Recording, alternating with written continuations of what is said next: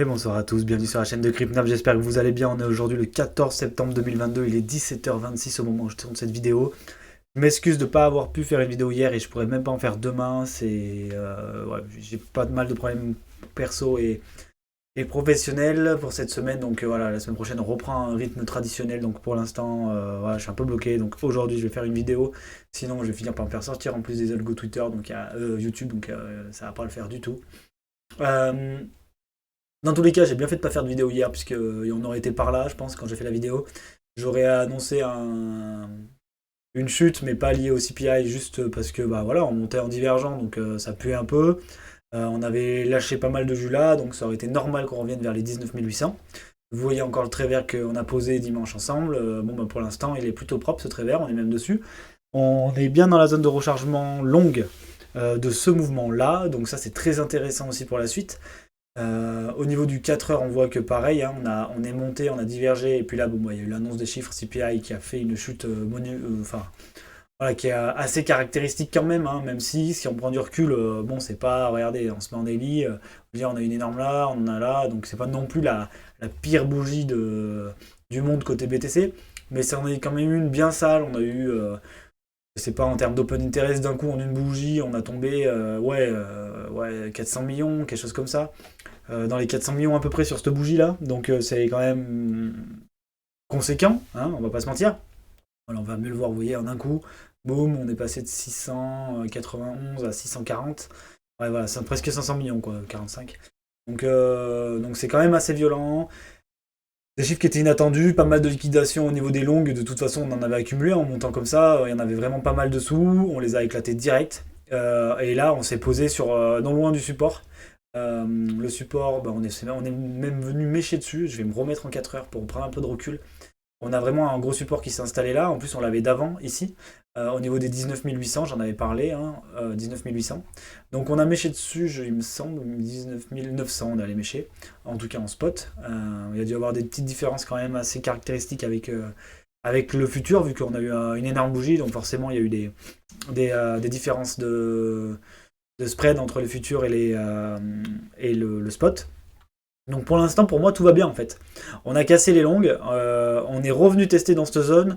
Là, il y a un long intéressant à prendre, entre guillemets, qui est de parier à la hausse, en fait, que ce support-là va tenir. Donc si on fait quelque chose comme ça, on se dit que ce support va tenir et hop, ça part. Donc voilà, après, il faut voilà, faire un risk management, etc. Mais potentiellement, on est sur une zone intéressante à l'achat. Je vais vous montrer par rapport aussi à ETH ou aux altcoins. Le seul problème, toujours, c'est The Merge demain, qui arrive demain. Donc comment le marché va réagir. Si tout se passe bien, bah, aussi bien, il va juste rien se passer aussi. Donc voilà, on risque d'avoir de la volate autour des terres et du coup autour des altcoins. Pas sûr que Bitcoin réagisse des masses. Il va peut-être potentiellement juste rester à plat, continuer à se contracter comme il se contractait ici ou là. Donc il faut espérer bien sûr qu'il casse pas parce que là le plus bas c'est là on avait vu un retour à la hausse.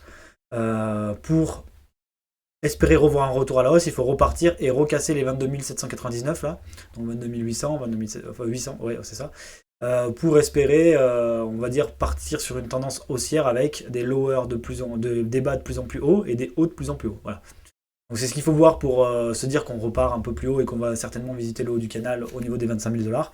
Rien n'est fait, hein, je parle de ça comme ça, mais bien sûr que si ETH a un énorme problème, potentiellement ça va balancer du sel et du sel, pas du sel, sel poivre, hein.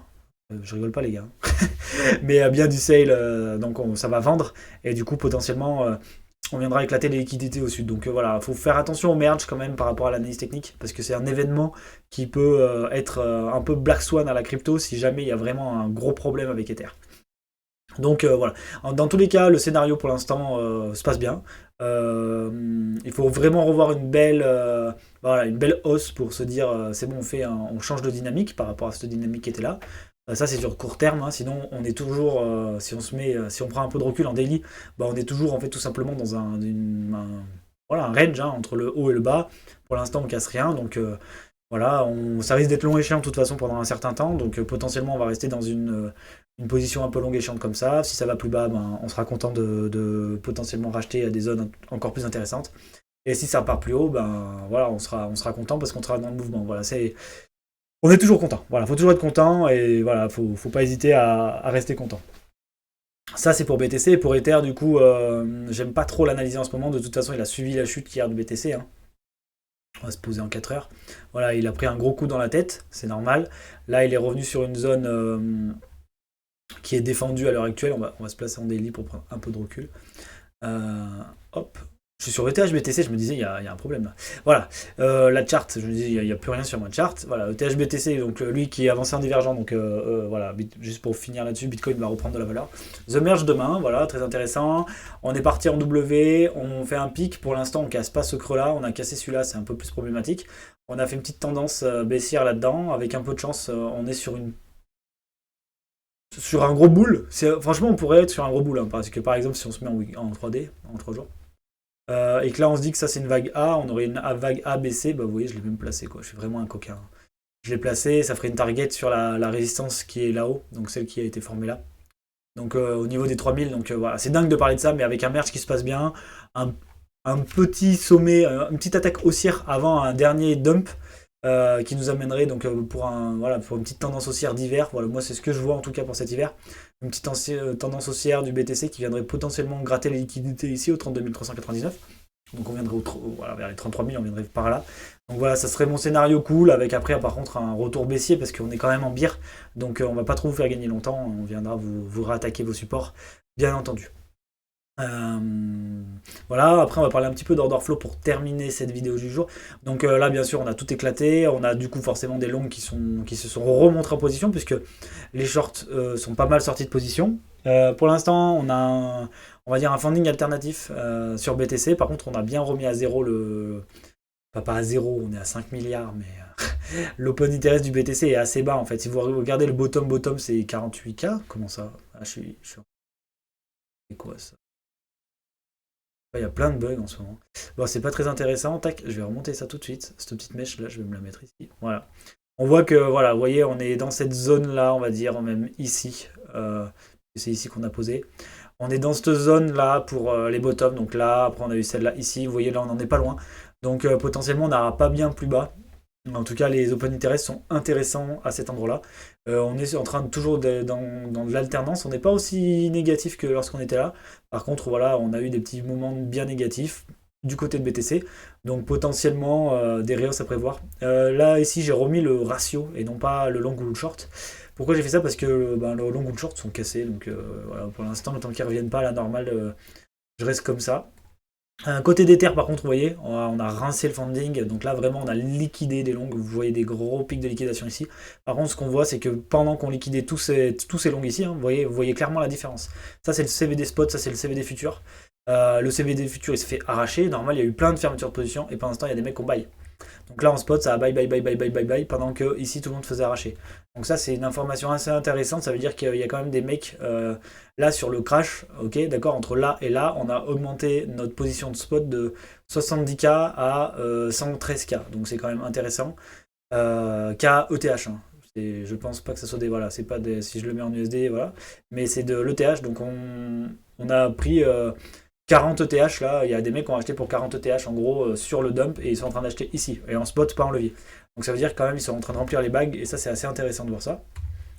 Ensuite au niveau du funding des alts, bah voilà, on les a rincés direct, un boom, éclatage dans la tronche des alts. On a perdu quoi, quasi 500 milliards, 500 millions pardon. C'est juste sur les alts, vous voyez là les alts ils ont eu un drop qui a fait très mal, on est passé de 7 milliards à 6,5 milliards. Donc on a 500 millions ici au niveau des alts qui se sont fait éclater la tronche. Donc c'est quand même très intéressant, des fundings qui reviennent bien dans le négatif. On est sur des points proches de bas, je pense. On va passer en daily. Tac. On va prendre un peu de recul, pareil. Et on voit que, vous voyez, c'est ici, c'est pareil. Bon, ça sert à rien que je mette une droite, mais en gros, ici, on pose les bottoms vers les 5 milliards. Et là, on est exactement à 6,5 milliards. Donc on est vraiment pas loin du bottom, entre guillemets, sur l'order flow. Sur les open interest, pardon. Avec un funding qui commence à être négatif, potentiellement on aura une petite attaque baissière encore, on pourrait avoir une petite attaque baissière, pardon, pour avoir une finition, on va dire ça comme ça, sur les altcoins. Après, je nous vois vraiment mal casser ce support parce que cette grosse zone là, elle va être défendue, hein, on l'a vu sur le plan plus large, c'est vraiment une zone très intéressante. Donc voilà pour l'instant. Après potentiellement on fait une petite dernière attaque pour liquider un peu ceux qui sont rentrés un peu agressivement ici, c'est possible. Surtout quand on a un beau creux là. à combler, mais j'y crois moyen parce que je pense que cette zone va être très défendue comme elle l'a été auparavant. Donc on pourrait dire simplement c'est déviation, déviation, réintégration. En fait, on est dans un range. Mais bon, j'y crois pas trop. Voilà, j'espère que cette vidéo vous a plu la team. Je vais en finir là parce qu'en plus j'ai plus de batterie sur le PC. Bon bref, il y a tout qui va bien en ce moment. Voilà, pour moi on est toujours dans cette continuité. De toute façon, si on attaque les plus bas, c'est qu'on va tous cisailler. Pour l'instant, il faut être patient. Surtout avec The Merge, le mieux c'est d'être en mode observation, voir ce qui se passe. Qu'est-ce que ça va faire, qu'est-ce que ça va pas faire. Je dis pas qu'il faut être entièrement en dehors du marché, parce que des fois il faut être dedans, mais c'est bien d'avoir un statut être observateur et d'être à l'aise avec ce qu'on est prêt à perdre à l'heure actuelle, au cas où il y a un problème, notamment avec The Merge. Bon, bref, on verra, on pense pas au pire, mais bon, on sait jamais quoi. Aussi bien ça va être juste smooth et tout ira bien, surtout qu'on a des super développeurs du côté de Vitalik. On parlera pas de ces récentes photos. Bref, je vous souhaite à tous de passer une bonne soirée. J'espère que vous avez passé un très bon début de semaine. Pour l'instant, on reste. Voilà, moi je suis plutôt bullish pour l'instant pour les prochains jours slash semaines. J'espère voir un petit rallye d'hiver. Tant qu'on casse pas les 18 000 en bas, je suis pas trop inquiet. Donc pour l'instant, je continue à me positionner plutôt positivement, que ce soit en mindset ou en wallet. Donc voilà, si vous voulez me dire en commentaire comment vous vous sentez, n'hésitez pas, on peut en discuter. Sinon, vous me retrouvez comme d'habitude sur Twitter ou sur les différents Discord. Allez, passez une bonne soirée, allez, ciao.